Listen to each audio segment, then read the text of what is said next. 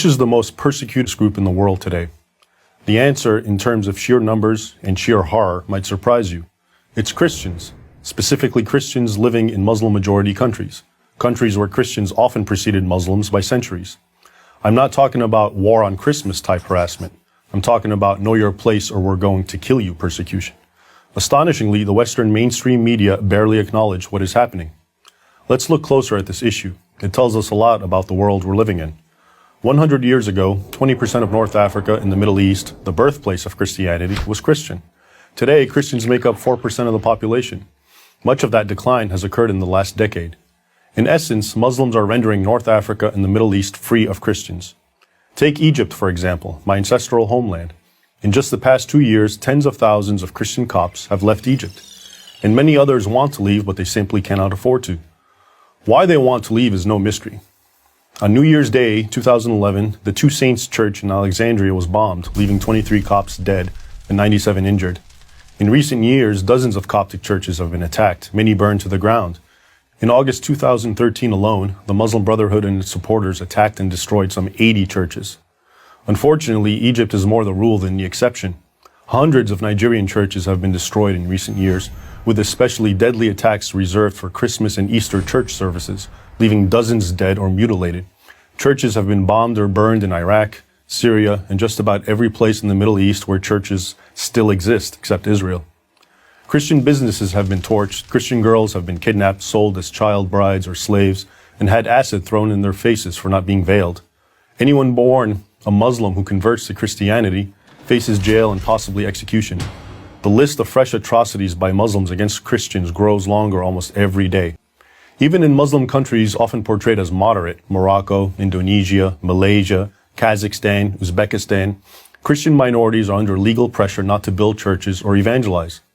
The Christians in these Muslim countries are often identical to their co-citizens in race, ethnicity, national identity, culture, and language.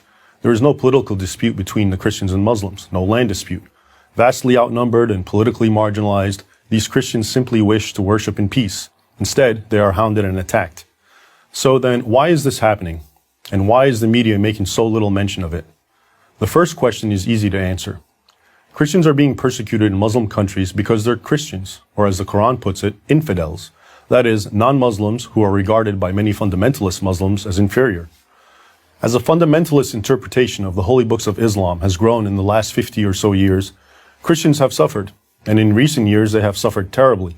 I document this in my book, Crucified Again, exposing Islam's new war on Christians. If this were happening to any other group besides Christians, it would be the human rights tragedy of our time. There would be loud worldwide calls for action. But the silence in the mainstream Western media is, as they say, almost deafening. Why? Because Muslim persecution of Christians throws a wrench in the media's narrative that Muslim violence is a product of Muslim grievance. That grievance is, first and foremost, portrayed as the sin of European colonialism and alleged American imperialism. In the Muslim world's mind, those two sins are personified by the Jewish state of Israel, a nation the Muslim world believes was forced upon it by the colonial powers of Europe following World War II and is currently supported by the United States. Much of the Western world and the Western media have largely bought at least some of this narrative. Here's how it works. Because Israel, with the backing of the United States, is stronger than its Muslim neighbors, the media, while not defending Islamic terrorism, often portray terror against Israel, America, and even Europe as the actions of understandably angry underdogs fighting for what they deem justice. But what happens to this media narrative when Islamic terror is directed against a minority weaker than them? In this case, the millions of indigenous Christians throughout the Islamic world. The answer is that, rather than abandon this narrative, the media just don't report Muslim persecution of Christians, except for the most sensational cases. That's why you probably don't know that there are barely any Christians living in Algeria, Tunisia, and Libya, nations where Christianity once thrived, or that this is happening in Egypt, Iraq, Iran, and even Lebanon. So yes, Christians are indeed the most persecuted group in the world today.